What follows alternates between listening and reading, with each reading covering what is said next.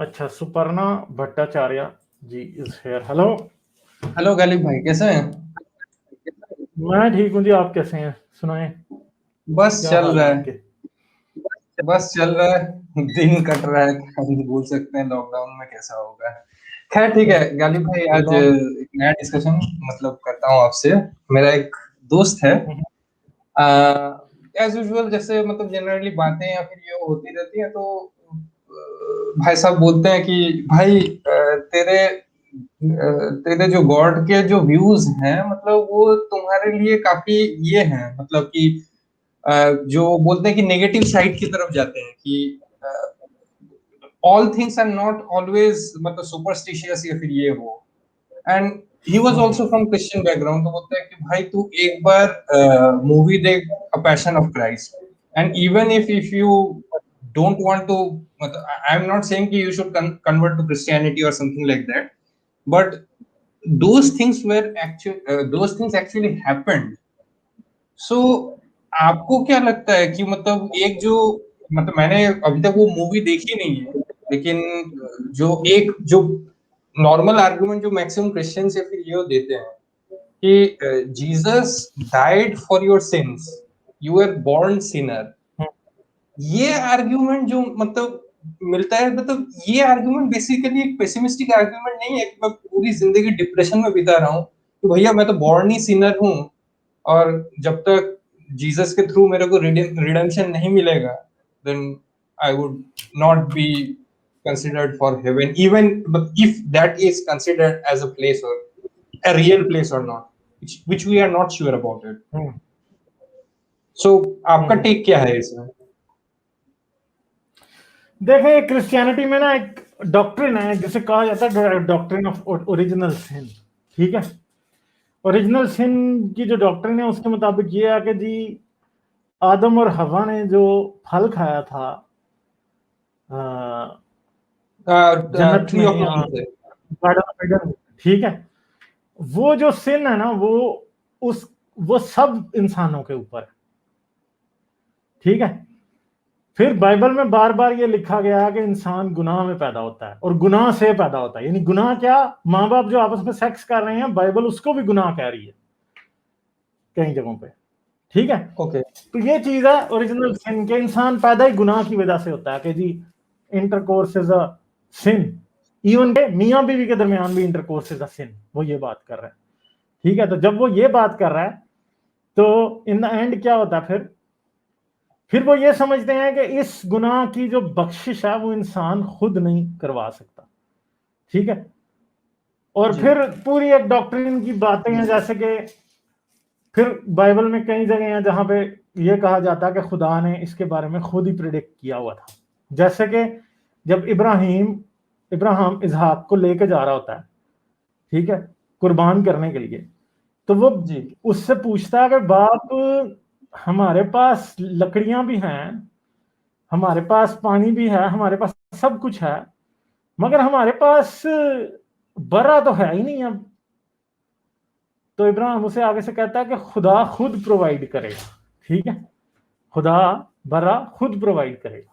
ठीक है, जिसका मतलब है कि फिर क्रिश्चियन तो इस बात को भी बड़े वो लेते हैं ना कि खुदा ने तो इब्राहिम से सिर्फ ये मांगा था कि तू बेटे को कुर्बान कर, और बेटा कुर्बान करने के लिए ले गया था, और खुदा ने उसका बेटा कुर्बान नहीं होने दिया था, बल्कि खुदा ने अपना बेटा कुर्बान किया हमारे गुनाहों के लिए और हमारी प्रॉब्लम्स के लिए, ताकि हम खुदा तक पहुंच जाएं।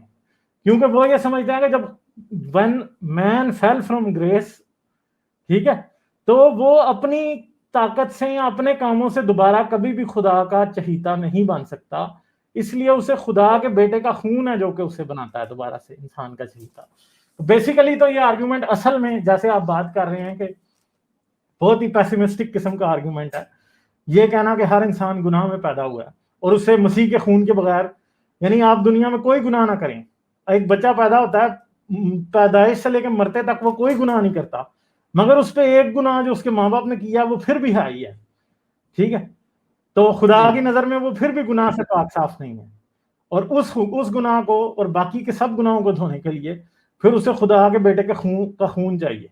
और बनी इसराइल में फिर कुर्बानियां भी थी ना ऐसी, खता की कुर्बानी होती थी। फिर जो है वो स्केपगोट जिसको कहा जाता है, ठीक है, जो कि बनी इसराइल के लिए दे दिया जाता है, हर साल एक बर्रा दिया जाता है, वो मलकुल मौत के लिए दिया जाता है कि जी वो जो है वो उसको खा जाए ताकि हम पे से आफतें टली रहें, ठीक है। तो बार बार खून के जरिए गुनाह माफ होना, कुर्बानी के जरिए गुनाह माफ होना, यानी कुर्बानी की गई, कुर्बानी का जो खून है, अब जो जो टेंपल था, जूश टेंपल, उसकी भी अब खून से पाक उसे किया जाता था। कैसे? एक सुर्ख रंग की बछिया जो पैदा होती थी, ठीक है, और उस सुर्ख रंग की बछिया यानी जो कि गाय होती थी, जब वो जवान होती थी और उसे कुंवारी रखा जाता था, उस बछिया को कुंवारी रखा जाता था, और वो बछिया क्या करती थी, उस बछिया को फिर जबा किया जाता था और उसके खून से जो था हैकल जो थी उसे पाक किया जाता था, ठीक है। तो बार बार खून से पाक होने का सवाल हर जगह पे आता है बार बार। तो असल में तो ये सारा कुछ ऐसा ही है ना कि इसमें कोई बहुत ही ज्यादा पैसिमिस्टिक है, सैड भी है कि भाई एग्जैक्टली किसी की मौत मुझे जिंदगी कैसे दे सकती है, ठीक है। और मैंने कौन सा दुनिया में ऐसा पाप कर लिया कि जी खुदा मरेगा मेरे लिए तो तभी मेरे पाप बख्शे जाएंगे। यानी खुदा कैसी चीज है कि सिर्फ एक ऐसी बात है कि खुदा जो है ना, असल में क्रिश्चियंस का जो गॉड है ना, वो बार बार इंसान को ये याद दिलाता है और मैंने तुम्हारे लिए जान दी है, मैंने तुम्हारे लिए जान दी है, ठीक है। यानी एक खाम खा का झूठा एहसान आपके और मेरे ऊपर चढ़ाया हुआ है, ठीक है, जिसकी जिसकी कोई वैल्यू नहीं है असल में, ठीक है। और ये एक बड़ी सेल्फ डिफीटिंग अप्रोच होती है। हर वक्त ये यही सोचते रहते हैं हम तो बड़े गुनाहगार हैं, हम खुदावंद मसीह ने मेरे लिए जान दे दी और हम जो है आज बुराइयां करते फिर रहे हैं, उसने मेरे गुनाहों के लिए अपनी जान दी, ठीक है। तो भाई मतलब ये अब एक अजीब, बड़ी अजीब सी एक चीज है ना, मतलब जो क्रिश्चियन नहीं रहा उसको बहुत अजीब लगेगा, मगर जाहिर बात है कि ये मैं तो रहा हूं तो मुझे पता है कि ये किस तरफ से आती है। इसकी जगह जगह क्रिश्चियंस ने जो पूरी थियोलॉजी है ना, वो इस बात के गिर्द बनाई है कि क्राइस्ट ने तुम्हारी खातिर मार खाई, क्राइस्ट के मुंह पर थूका गया, उसको सलीब दी गई, उसे नंगा फिराया गया यरूशलेम की गलियों में, फलां ढमका सब कुछ हुआ ताकि तुम जो क्रूसीफाइड तुम्हारे भी हुए। गुनाहों के लिए वो मर गया। हाँ, ठीक है। तो प्रॉब्लम यह था हम तो पैदा भी नहीं हुए थे, तो वो क्यों उधर मर गया जाके, ठीक है। हमने कौन से पाप कर लिए थे ऐसे कि जिसके लिए मरना जरूरी था, ठीक है। खुदा ने ही अगर माफ करना है और खुदा ने ही हिसाब करना है तो वो तो सिर्फ कह देता तो माफी हो जाती। उसने जरूर सलीब पे मसलूब होकर दिखाना था। और पैशन ऑफ द क्राइस्ट मतलब ये तो बिल्कुल ही एक जो है ना, वो क्या उसको कहते हैं, वो मेल गिब्सन ने बस पैसे कमाए हैं उससे, असल में तो वो सब फजूलियात ही है ना। इतनी ग्राफिक मूवी है वो पूरी की पूरी, और लोगों ने अपने 7-7 साल के बच्चों को जाके दिखाई, ट्रोमेटिक है वो पूरी मूवी। इतनी एग्जैक्टली वायलेंट मैंने फिल्म कोई और यूट्यूब आपने कम ही देखी होगी, जी मतलब ठीक है, बहुत ही ज्यादा वायलेंट मूवी है। मैंने यूट्यूब में कुछ क्लिप्स देखे हैं कि मतलब वो तो देखे ही नहीं जा रहे हैं या फिर ये जो भी है, लेकिन चूंकि क्रिश्चियंस उस बात पे बिलीव करते हैं तो मतलब we can't say about that.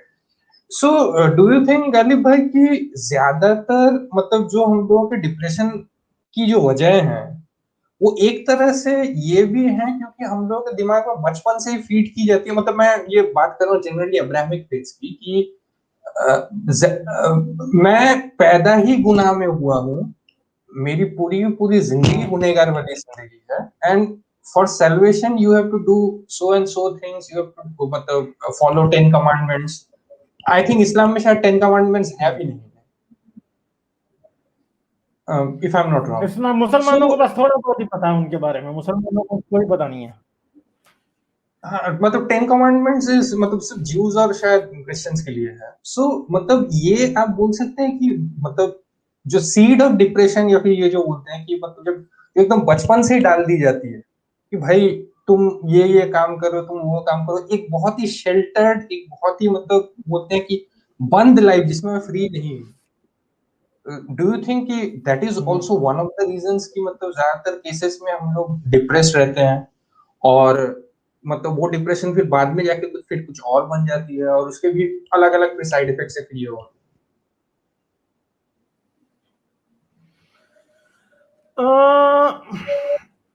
ऐसा समझा भी जा सकता है कि जाहिर बात है कि इस तरह की रिलीजियस आइडियोलॉजी जो इतनी एक्सट्रीम है वो आपको डिप्रेस कर सकती है। कुछ लोग होते हैं, कुछ नहीं होते, जो रिलीजन को सीरियसली ज्यादा लेते हैं वो जाहिर बात है इससे डिप्रेशन में भी जा सकते हैं। मगर डिप्रेशन जो है वो एक बड़ी स्ट्रॉन्ग किस्म की स्टेट है, उसको आप ये नहीं कह सकते कोई बंदा अगर सैड है तो वो डिप्रेस्ड नहीं है। Depression is something entirely different. ठीक है, तो आई डोंट नो इस बारे में अब मे क्या बी। कहा जा सकता है, बट जो जो जो जो ये क्रीड थी वो मैंने आपको बता दिया कि ये कहाँ से है, Jesus died for our sins. ठीक है, तो ये जी दैट इज जी ऑल, जी मतलब जो है ना निकाला गया जुडाइज्म की कुर्बानियों वगैरह से निकाला गया। और किसी लिए क्रिश्चियन जो है ना वो जानवर कुर्बान नहीं करते, यहूदी भी करते हैं, मुसलमान भी करते हैं, क्योंकि वो कहते हैं कि आखिरी कुर्बानी वो थी जो उसने दे दी, और खुदा की कुर्बानी खुद देने के बाद किसी इंसान की कुर्बानी देने की जरूरत नहीं है। ठीक है। जी। और एक सवाल मैं करता हूँ, ये जीसस जीसस क्राइस्ट की जो ये बीच की जो एक लाइफ थी 13 से लेके 30 के बीच में, जो उनको वो अननोन ईयर्स बोलते हैं, उसकी कुछ मतलब ये क्या बोलते हैं कि रेफरेंसेस या फिर ये वो दिए हुए हैं कि मतलब इस बीच में जीसस क्राइस्ट के साथ क्या हुआ था? If Jesus is was a rabbi और समथिंग, मतलब जो ज्यूइश, बहुत लोग उनको ज्यूइश रैबाई बोलते हैं, मतलब न्यू टेस्टामेंट के हिसाब से तो वो जो जीसस को क्रूसिफाई किया गया था, he was considered as the king of Jews, ईसस नाजारेनस रेक्स यूदियोरुम, जो इनरी जो बोलते हैं। सो मतलब what do you think about it, कि मतलब जो वो बीच की लाइफ थी, मतलब उन्होंने मतलब उसको मतलब कैसे हाँ, वो मतलब मिसिंग ये। ईयर का बड़ा क्वेश्चन है कि मसीह जो था वो 11 साल का था जब वो हैकल में था, और वो अंजील में लिखा हुआ है। उसके बाद एक बहुत बड़ा गैप है, 11 से लेकर 30 साल तक कुछ भी नहीं है। ठीक है, 30 साल की उम्र में वो नमूदार होता है और एकदम वो यूहन्ना से बपतिस्मा लेता है, और फिर वो अपनी मिनिस्टोरियल लाइफ शुरू करता है। बीच का कोई पता नहीं है कुछ भी। ठीक है, तो जाहिर बात जी है कि जी कुछ तो रहा होगा ना, शायद वो कहीं सीखता हो, कोई वो कहीं वो भी किसी उस्ताद के पास बैठा हो और सीख रहा हो, तो that is so a mystery. मगर मैं समझता हूँ कि ये बात याद रखिएगा, ये गैप आपको मोहम्मद की जिंदगी में भी मिलता है। ठीक है, मोहम्मद की जिंदगी में एक वो वाकया है, मैं कल ही अब तारीख तबरी पढ़ रहा था, तो उसमें पहला वाकया ये है कि मोहम्मद जो है अपने चचा अबू तालिब के साथ जाते हैं शाम में। ठीक है, और शाम में उनको एक वो मिलता है राहब, वो अबू तालिब को कहता है कि जी अगर अगर तुम इस बच्चे की जिंदगी चाहते हो, ये अल्लाह का नबी है, तो ये इसको वापस ले जाओ, वरना वो शाम में जो बाइजेंटाइन एम्पायर वाले रोमी जो है वो इसको ढूंढ रहे हैं। ठीक है, तो वो उसे वापस ले जाता है। समझे मेरी बात? तो फिर जी उसके बाद पहला वाकया जो नजर आता है वो आता है जब रसूल अल्लाह ने हिजर अस्वद जो है वो काबा में लगाया, वो वाला वाकया जो है वो पहला वाकया नजर आता है। उससे पीछे कुछ भी और हमारे पास कोई इंफॉर्मेशन नहीं है। तो पेट्रा बेसिकली वाला या मक्का वाला, काबा में जो आप क्या, बोल रहे हैं, पेट्रा अब वाला या वो तो मक्का वाला? वो अलग एक बहस है। मगर एक बात है कि मैं समझता हूँ कि फैब्रिकेटेड स्टोरीज ऐसी होती हैं जिनके अंदर एक बेटर पार्ट ऑफ लाइफ जो है ना वो मिसिंग होता है। ठीक है, ओके। यही फैब्रिकेशन की बहुत बड़ी निशानी है। तो ये हमें क्राइस्ट की लाइफ में भी मिलता है, ये हजरत मोहम्मद की लाइफ में भी मिलता है, दोनों में मिलता है। ठीक है। जी जी। ओके गालिब भाई, ठीक है, थैंक यू, यही करें जानना करें, था। ठीक है जी, थैंक यू, करेंगे बात ओके। फिर। Okay okay, bye. जी जी।